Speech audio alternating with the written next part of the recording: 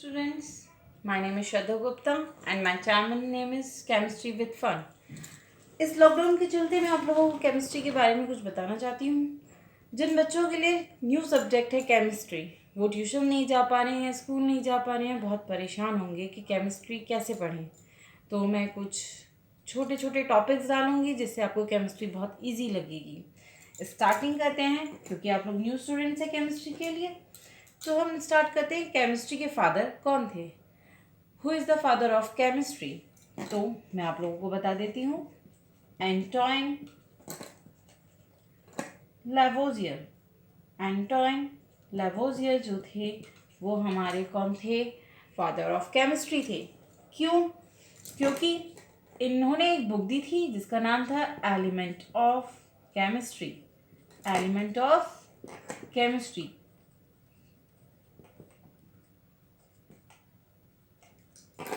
ये बुक थी इनकी, element of chemistry.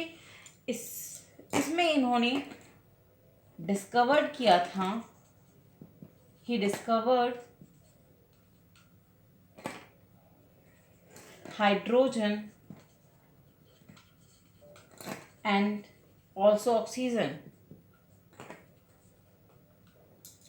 That time hydrogen and oxygen is the first and third most abundant element हैं आपके आज की डेट में।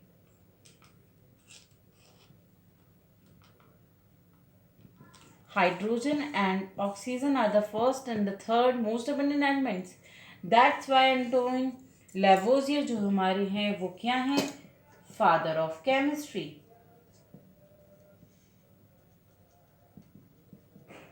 ये तो हुई वर्ल्ड के फादर ऑफ केमिस्ट्री की बात, एंटोइन लैवोजियर। ये तो आप लोग नेट पे भी सर्च करते हैं, मिल जाता है बहुत इजीली। नाम सबसे पहले एंटोइन लैवोजियर का ही आता है। अगर आपको कुछ नोट डाउन करना था तो आप वीडियो पॉज करके नोट डाउन कर सकते हैं। अब हम बात करते हैं इंडियन फादर ऑफ केमिस्ट्री। हाँ जी, हमारे इंडिया के भी हैं भाई। इंडियन फादर ऑफ केमिस्ट्री थे आचार्य प्रफुल्ल चंद्र राय। जी हाँ, आचार्य प्रफुल्ल चंद्र राय जो थे हमारे, वो इंडियन फादर ऑफ केमिस्ट्री हैं। तो ऐसा ही नहीं कि बस विदेशों में ही सब कुछ होता है, इंडियन भी है भाई। अब बात करते हैं हम अपने टॉपिक से आज के, जो कि है 10th की केमिस्ट्री। हाँ जी दोस्तों, मैं आप लोगों को 10th के केमिस्ट्री से स्टार्ट करती हूँ। 10th के स्टूडेंट्स जो आज की डेट में परेशान हो रहेंगे कि हम केमिस्ट्री कहाँ जाएं ट्यूशन पढ़ने, कोई ज़रूरत नहीं है ट्यूशन जाने की। आप लोग लॉकडाउन है, सब घर में रहे और मेरे से क्लास 10 की टॉपिक के बारे में पढ़ें। क्लास 10 चैप्टर 1 पता है आप लोगों को आपके चैप्टर्स के बारे में? कौन कौन से चैप्टर्स हैं? तो आज का हमारा मेन टॉपिक है class 10 chemistry chapter 1 chemical reactions and equation. तो सबसे पहले हम बात करते हैं केमिकल रिएक्शंस की। केमिकल रिएक्शंस क्या होती हैं उनके बारे में पढ़ लेते हैं। सबसे पहले मैं आपको छोटी सी बात बताती हूँ कि केमिकल रिएक्शंस होती क्या हैं। वो प्रोसेस जिसमें न्यू सब्सटेंस फॉर्म होता है न्यू प्रॉपर्टीज़ के साथ। सीधी सीधी डेफिनेशन से क्या होता है? न्यू सब्सटेंस फॉर्म होते हैं with new properties, with new properties। हाँ जी, केमिकल रिएक्शन क्या होती है? विच इज़, ये वो प्रोसेस होता है जिसमें न्यू सब्सटेंसेस फॉर्म होते हैं विद न्यू प्रॉपर्टीज़। सब्सटेंस क्या होते हैं? कोई भी प्योर एलिमेंट, आपका एलिमेंट हो, कंपाउंड हो, कुछ भी हो, प्योर हो, तो वो आपका क्या कहलाता है? सब्सटेंस कहलाता है। ठीक है, जैसे कि आपका आयरन है, it is a element also and is substance also. ठीक है, कंपाउंड का एग्जाम्पल ले लें तो मीथेन गैस हो गई आपकी। ये एक क्या है? मीथेन एक कंपाउंड है और एक सब्सटेंस भी है, क्योंकि ये दो टाइप की प्रॉपर्टीज नहीं रखता, सिंगल प्रॉपर्टीज रखता है। That's why is called substance. Pure element, pure compound are called substances. ठीक है, अब आपको नॉन सब्सटेंस की बात बता दें। अब आप लोग सोच रहे होंगे फिर सब्सटेंस वो कौन से नहीं होते जो सब्सटेंस नहीं होते। तो जैसे कि आपका वाटर हो गया, हाइड्रोजन और ऑक्सीजन दोनों की प्रॉपर्टीज शो करता है वाटर, तो वो आपका एक नॉन सब्सटेंस है। ठीक है, हमारी ये बात थी नहीं सब्सटेंस, लेकिन मुझे क्लियर करना था, इस वजह से मुझे आपको ये सब बताना पड़ा। अब मैं अपने टॉपिक पे आ जाती हूँ। हाँ, तो हमने क्या पढ़ा था? हमने पढ़ा था कि केमिकल रिएक्शंस क्या होती हैं। New substance with new properties are called chemical reaction.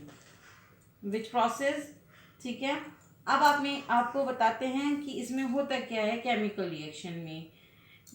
Atom of one element do not change into those of another element. मतलब जो एटम होते हैं वन एलिमेंट के, atom of one element do not change in another element into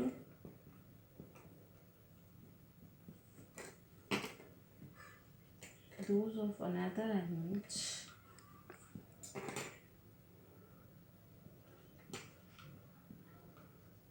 only rearrangement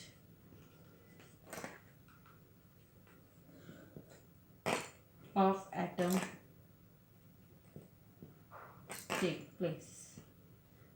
मैंने आप लोगों को इतनी लंबी सी डेफिनेशन पढ़ के ही सुना सकती थी, लेकिन हो सकता है बहुत से स्टूडेंट्स ऐसे हों जिनके पास बुक्स ना हो, इस वजह से मैंने इसको लिख दिया जिससे उन्हें क्लियर हो जाए।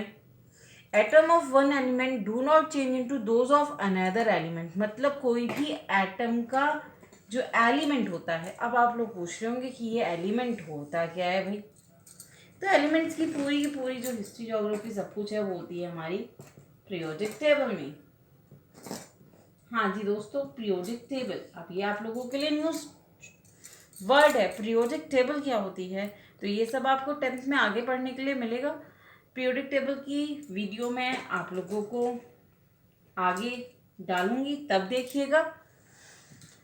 ट्रिक्स दूंगी लर्न करने के लिए सिर्फ 5 मिनट्स में विद एटॉमिक नंबर। हाँ जी, विद एटॉमिक नंबर। इसे देखने के लिए आप लोगों को इंतजार करना पड़ेगा थोड़ा सा। ठीक है, एलिमेंट्स फिर भी मैं आपको थोड़ा सा एलिमेंट्स बता देती हूँ होते क्या हैं। हाइड्रोजन, सोडियम, ये सब जो होते हैं आपके क्या होते हैं दोस्तों, ये आपके होते हैं, क्या होते हैं आपके एलिमेंट्स होते हैं। हाँ जी, तो हमने कहा कि atom of one element do not change into those of another element, only rearrangement of atom take place. मतलब कोई भी एलिमेंट चेंज नहीं हो जाता, सिर्फ रीअरेंजमेंट्स होता है। रिएक्शंस में क्या होता है, रीअरेंजमेंट्स होता है। अब हम बात करते हैं केमिकल रिएक्शन में क्या क्या होते हैं। रिएक्टेंट होते हैं, क्या होते हैं दोस्तों, रिएक्टेंट होते हैं, और सेकेंड वन इज प्रोडक्ट होता है। तो रिएक्टेंट कौन होते हैं, जो रिएक्ट करते हैं और गिव्स करते हैं हमें प्रोडक्ट। मैं आप लोगों को डेफिनेशन भी बता देती हूँ रिएक्टेंट की डेफिनेशन। द सब्सटेंस, थोड़ा रख कर देते हैं,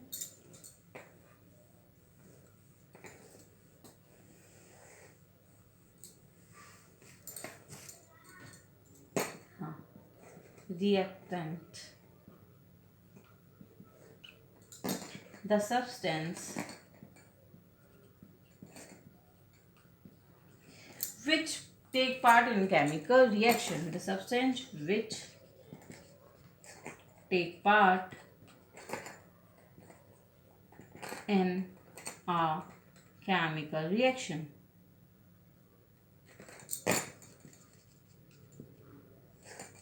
ठीक है, तो वो सब्सटेंसेस जो कि एक केमिकल रिएक्शन में पार्टिसिपेट करते हैं वो आपके कहलाते हैं रिएक्टेंट। और प्रोडक्ट क्या होते हैं, प्रोडक्ट होते हैं द न्यू सब्सटेंस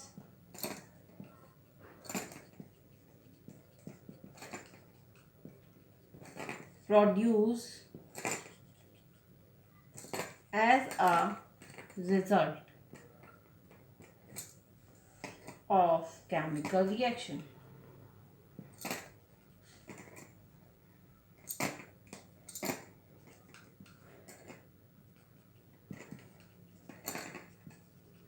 ठीक है, तो वो न्यू सब्सटेंस जो प्रोड्यूस होते हैं रिजल्ट की तरह, वो आपके क्या होती हैं, प्रोडक्ट होते हैं। एग्जाम्पल ले लेते हैं, मैग्नीशियम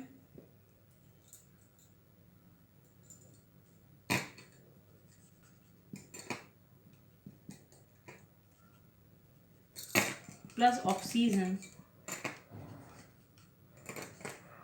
गिव्स मैग्नीशियम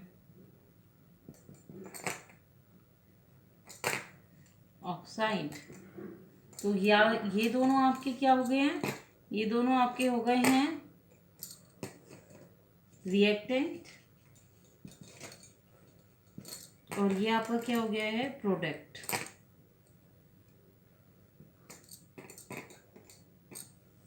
ओके, आज के लिए इतना ही। आगे की इसकी करेक्टरिस्टिक्स मैं आपको कल बताती हूँ। अगर आप लोगों को मेरा पढ़ाना अच्छा लगा हो तो प्लीज़ लाइक करें, चैनल को सब्सक्राइब करें और ज़्यादा से ज़्यादा कमेंट करें। और अगर आप चाहते हैं कि मैं पीरियोडिक टेबल आपको जल्दी दूं तो उसके लिए भी कमेंट करें। मैं आपको एटॉमिक नंबर भी लर्न करना सिखाऊंगी। उसमें 5 मिनट्स में कैसे हम एटॉमिक नंबर भी याद ना करने पड़े और ऐसे ही लिख दें पीरियोडिक टेबल में, तो उसके लिए आप कमेंट करें, तो मैं आपको बहुत जल्दी पीरियोडिक टेबल की वीडियो भी दूंगी। Okay, thank you.